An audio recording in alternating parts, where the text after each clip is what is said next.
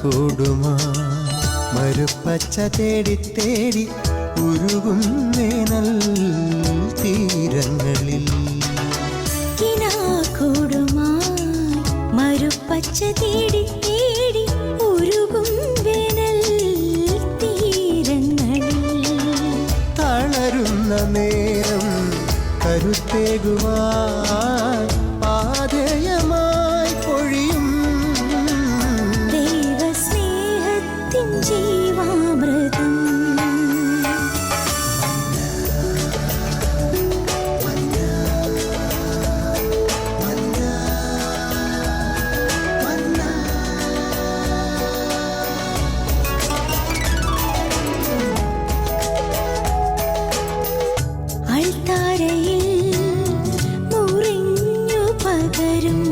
ആത്മയുഗത്തിൻ കൃപയായൊഴുകും അൾത്താരയിൽ മുറിഞ്ഞു പകരും ആത്മയുഗത്തിൻ കൃപയായൊഴുകും വിശ്വസ്നേഹത്തിൻ ദൈവാമൃതം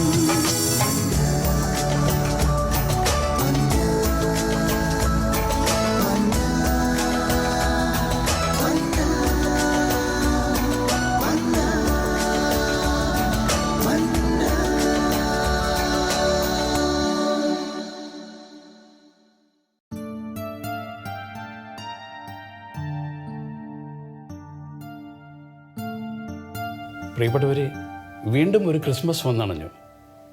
എല്ലാവരും ക്രിസ്മസിൻ്റെ ഒരുക്കത്തിലായിരിക്കുമല്ലേ? ഓർക്കാനും ഓമനിക്കുവാനുമെല്ലാം നമുക്കൊക്കെ ധാരാളം അനുഭവങ്ങൾ കാണും.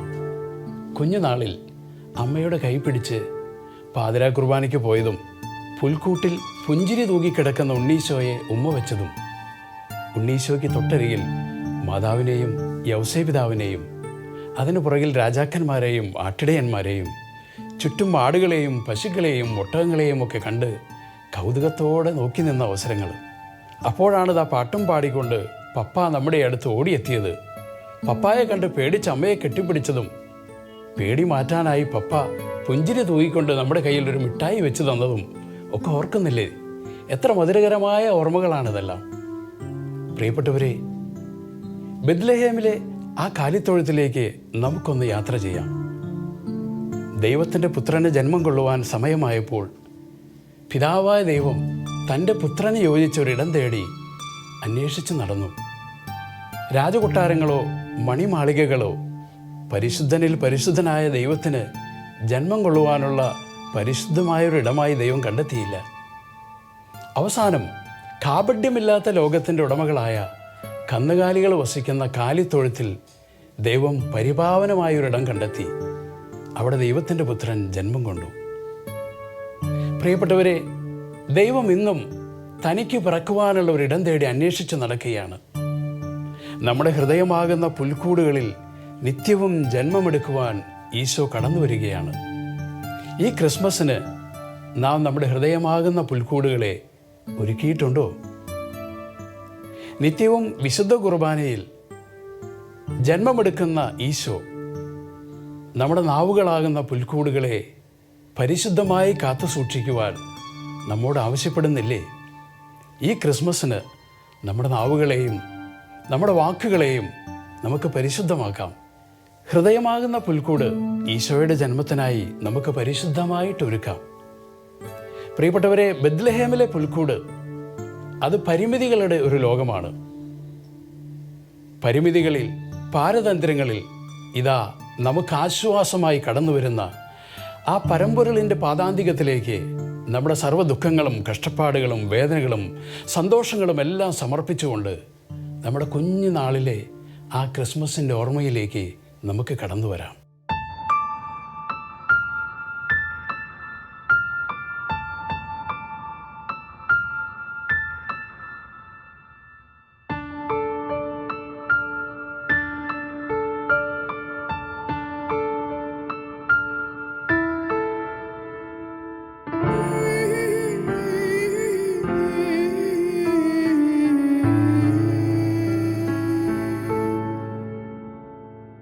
la la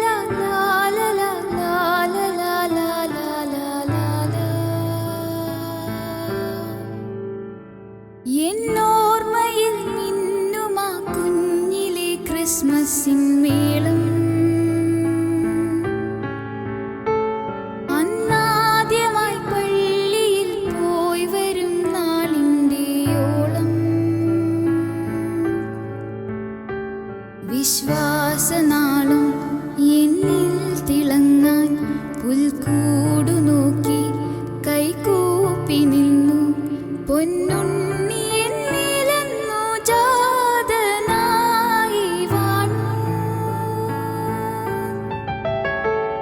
എന്നോർമ്മയിൽ നിന്നും ആ കുഞ്ഞിലെ ക്രിസ്മസിൻ മേളം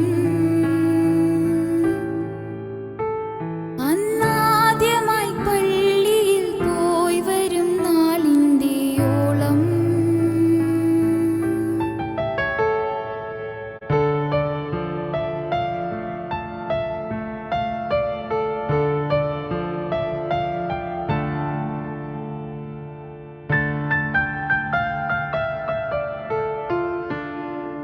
എന്റെ ചുണ്ടിൽ ചാഞ്ചാടി സുവിശേഷമായ ഗാനങ്ങൾ എന്റെ ആത്മസന്തോഷം കൈവയ്പിലൂടെ ഉണ്ടായി നീ എന്നും എന്റെ നാവിൽ കുർബാനയായി നിന്നോട് കൂടെ നിന്നാൽ സ്വർഗീയ ഭാഗ്യം നീ എന്നും എന്റെ നാവിൽ കുർബാനയായി നിന്നോട് കൂടെ നിന്നാൽ സ്വർഗീയ ഭാഗ്യം എന്നാവേ പാടൂ സങ്കീർത്തനം അങ്ങേയ്ക്കായി മാത്രം പാടൂ എന്നോർമ്മയിൽ നിന്നും ആ കുഞ്ഞിലെ ക്രിസ്മസിൻ മേളം അന്നാദ്യമായി പള്ളിയിൽ പോയി വരും നാളിൻ്റെ ഓളം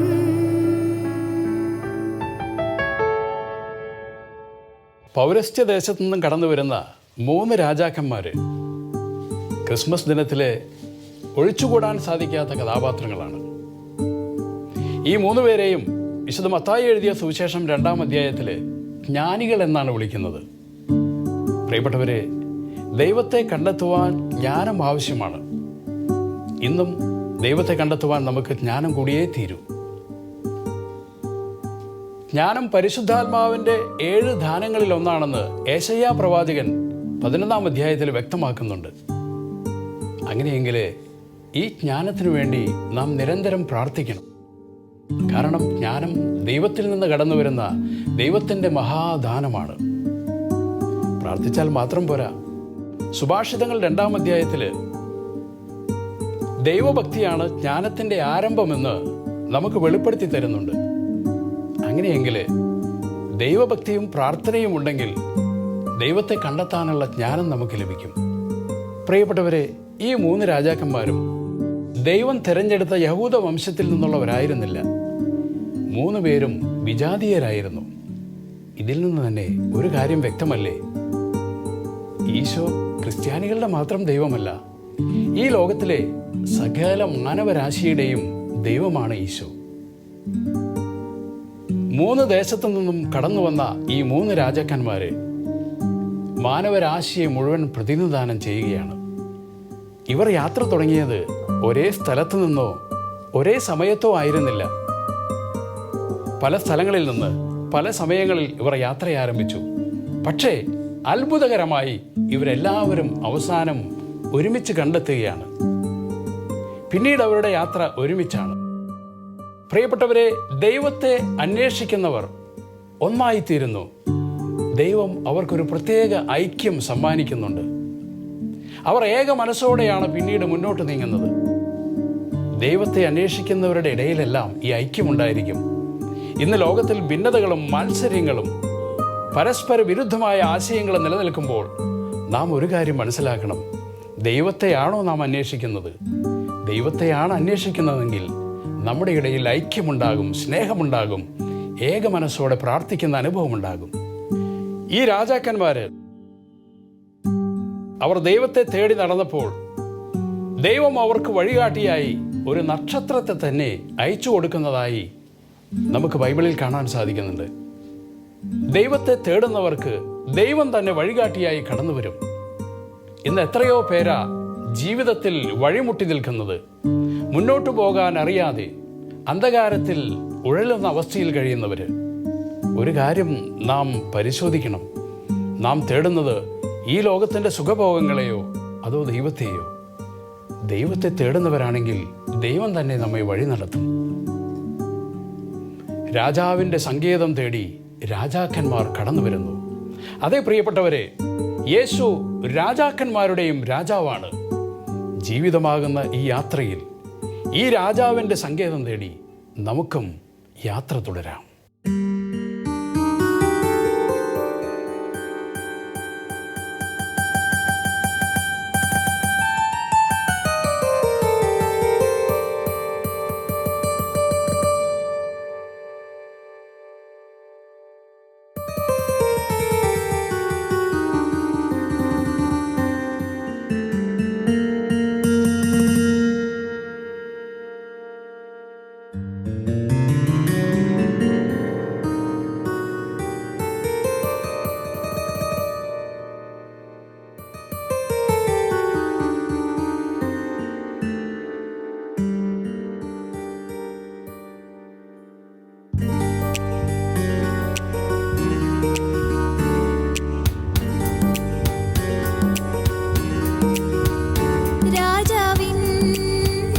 സംഗീതം തേടുന്നു രാജാക്കൾ.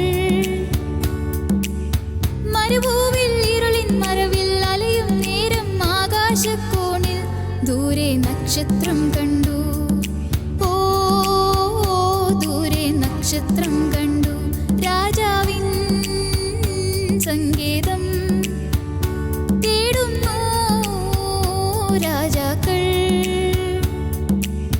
മരുഭൂവിൽ ഇരുളിൻ മറവിൽ അലയും നേരം ആകാശക്കോണിൽ ദൂരെ നക്ഷത്രം കണ്ടു. ഓ ദൂരെ നക്ഷത്രം കണ്ടു.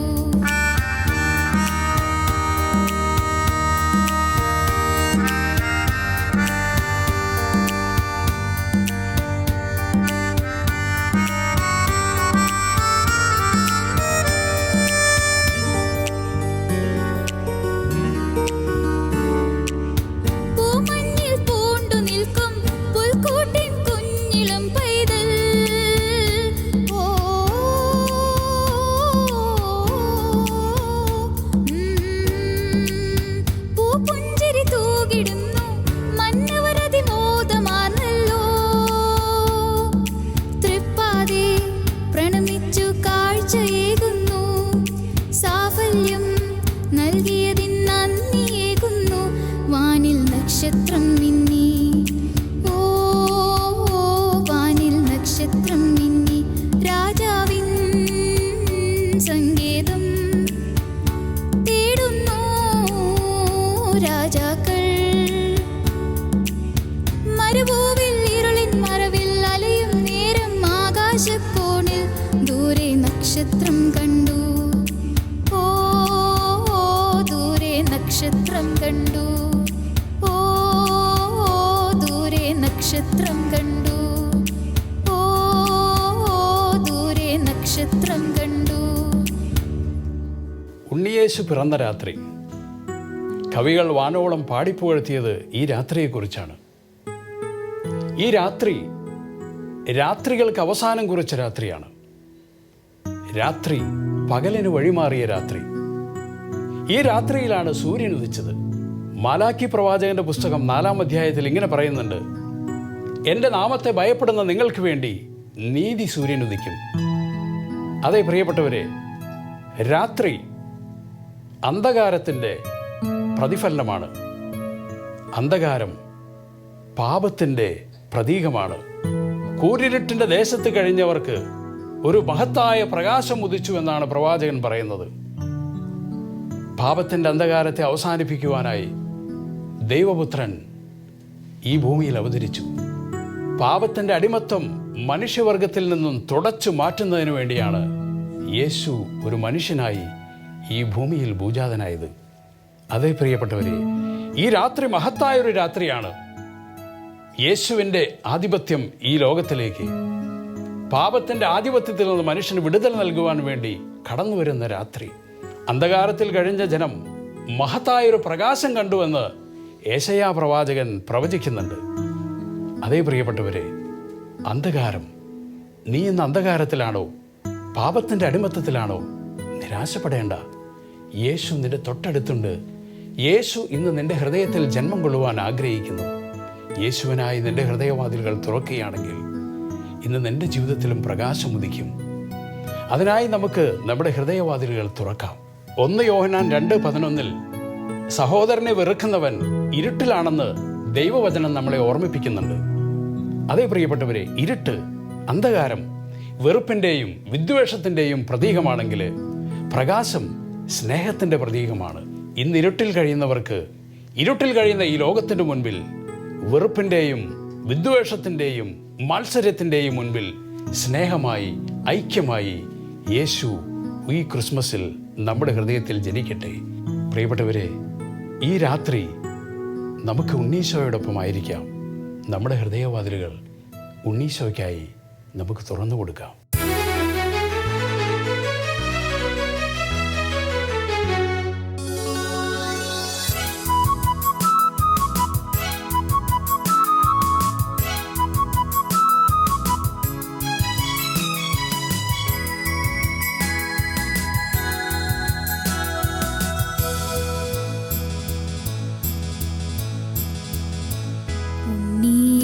യേശു പിറന്ന രാത്രി, രാത്രി, രാത്രി, രാത്രി, മഞ്ഞു പൊതിയും മകരരാത്രി, രാത്രി, രാത്രി, രാത്രി, ആട്ടിടയന്മാർ ഉണ്ണിയെ കാണാൻ പുൽക്കൂടു തേടുന്ന രാത്രി, രാത്രി ക്രിസ്തുമസ് രാത്രി, രാത്രി ക്രിസ്തുമസ് രാത്രി, ഉണ്ണിയേശു പിറന്ന രാത്രി, മഞ്ഞു പൊതിയും മകരരാത്രി.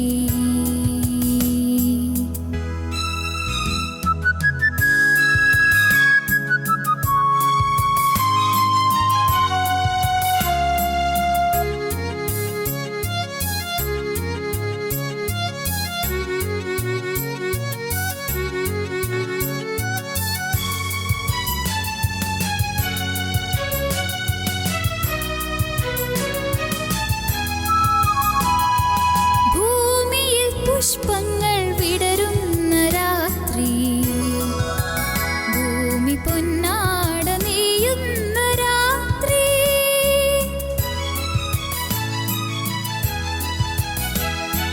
ഭൂമിയിൽ പുഷ്പങ്ങൾ വിടരുന്ന രാത്രി, ഭൂമി പൊന്നാട നെയ്യുന്ന രാത്രി, ഭൂലോകവാസികൾ യേശുനാഥനെ വാഴ്ത്തുന്ന രാത്രി, രാത്രി ക്രിസ്തുമസ് രാത്രി, രാത്രി ക്രിസ്തുമസ് രാത്രി, ഉണ്ണിയേശു പിറന്ന രാത്രി, മഞ്ഞു പൊതിയും മകരരാത്രി, ആട്ടിടയന്മാർ ഉണ്ണിയെ കാണാൻ പുൽക്കൂടു തേടുന്ന രാത്രി, രാത്രി ക്രിസ്തുമസ് രാത്രി, രാത്രി ക്രിസ്തുമസ് രാത്രി, ഉണ്ണിയേശു പിറന്ന രാത്രി, മഞ്ഞു പൊതിയും മകരരാത്രി.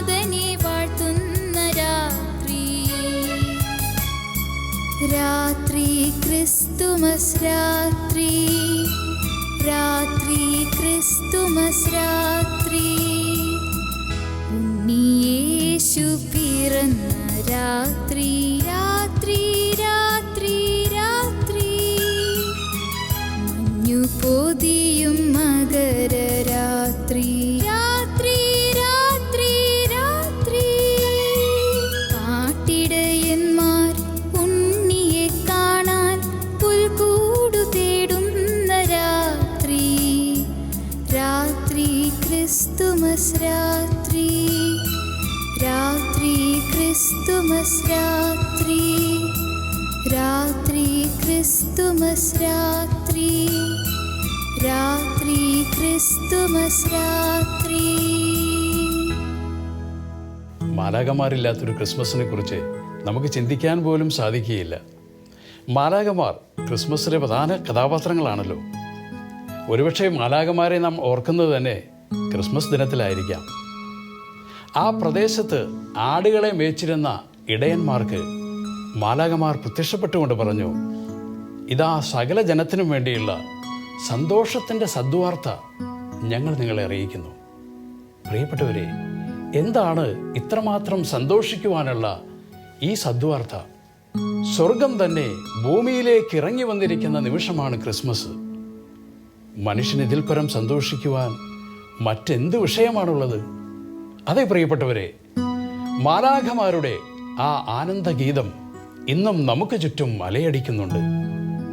പക്ഷേ വേദനാജനകമായൊരു സത്യം, അവരുടെ ആ സ്വർഗീയ ധാര കേൾക്കുവാൻ ഏതാനും ഇടയന്മാർ മാത്രമേ ഉണ്ടായിരുന്നുള്ളൂ.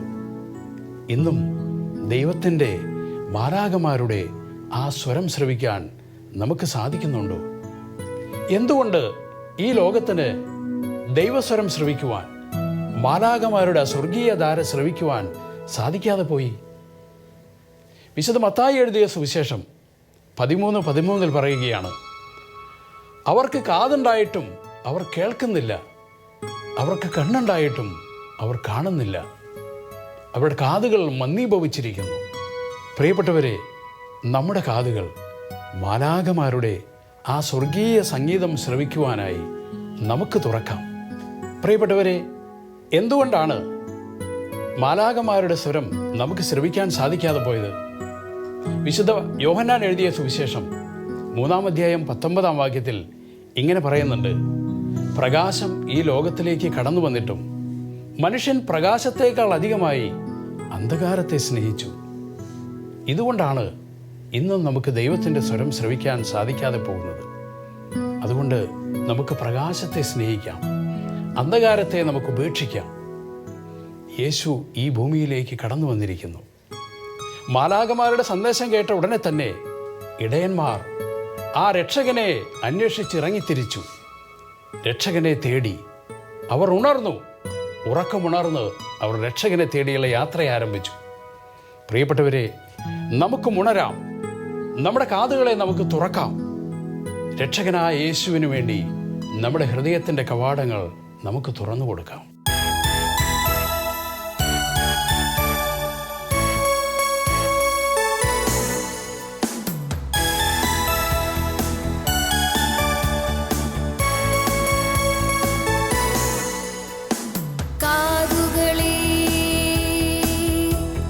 കേൾക്കുന്നുവോ, കേൾക്കുന്നുവോ, കേൾക്കുന്നുവോ, സ്വർഗീയ സംഗീതധാര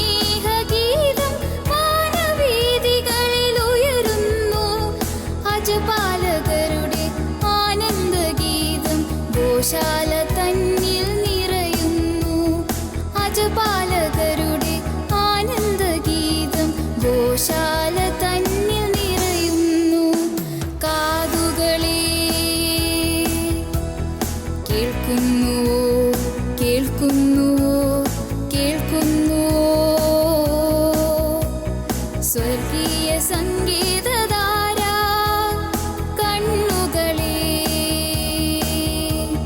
കാണുന്നുവോ കാണുന്നുവോ ദ്യോവിൻ വന്നധാര മനസ്സുകളെ ഉണരുക തിരയുക നമിക്കുക മന്നവൻ ഭൂവിൽ അവതരിച്ചു മന്നവൻ ഭൂവിൽ അവതരിച്ചു. പ്രിയപ്പെട്ടവരെ, ഏശയ്യാ പ്രവാചകന്റെ പുസ്തകം 9-ാം അധ്യായം 2-ാം വാക്യത്തിൽ പറയുകയാണ്, അന്ധകാരത്തിൽ കഴിഞ്ഞ ജനം ഒരു മഹത്തായ പ്രകാശം കണ്ടു. അതേ പ്രിയപ്പെട്ടവരെ, ഈ ക്രിസ്മസ് നമ്മുടെ ജീവിതത്തിൽ ഒരു മഹത്തായ പ്രകാശത്തെ കണ്ടുമുട്ടുന്ന ഒരു അനുഭവമായി തീരട്ടെ. ശാലോമിൻ്റെ എല്ലാ പ്രേക്ഷകർക്കും ഹൃദയം നിറഞ്ഞ ക്രിസ്മസ് ആശംസകൾ നേർന്നുകൊള്ളുന്നു. കുരിശ് രക്ഷയുടെ അടയാളമാണ്. സ്നേഹത്തിൻ്റെയും പങ്കുവെക്കലിൻ്റെയും മഹത്തായ അനുഭവം. ആ വലിയ രക്ഷയുടെ സാന്നിധ്യം നമ്മുടെ ജീവിതത്തെ സമ്പൂർണ്ണമാക്കട്ടെ. ഏവർക്കും ക്രിസ്തു സ്നേഹവും സമാധാനവും നേരുന്നു. പ്രാർത്ഥനയിൽ നമുക്ക് പരസ്പരം ഓർമ്മിക്കാം. നിങ്ങളുടെ അഭിപ്രായങ്ങളും നിർദ്ദേശങ്ങളും ഞങ്ങളെ അറിയിക്കാൻ മറക്കരുത്. eldroyvision.uae@gmail.com. വിശ്വസ്നേഹത്തിൻ്റെ നാമതം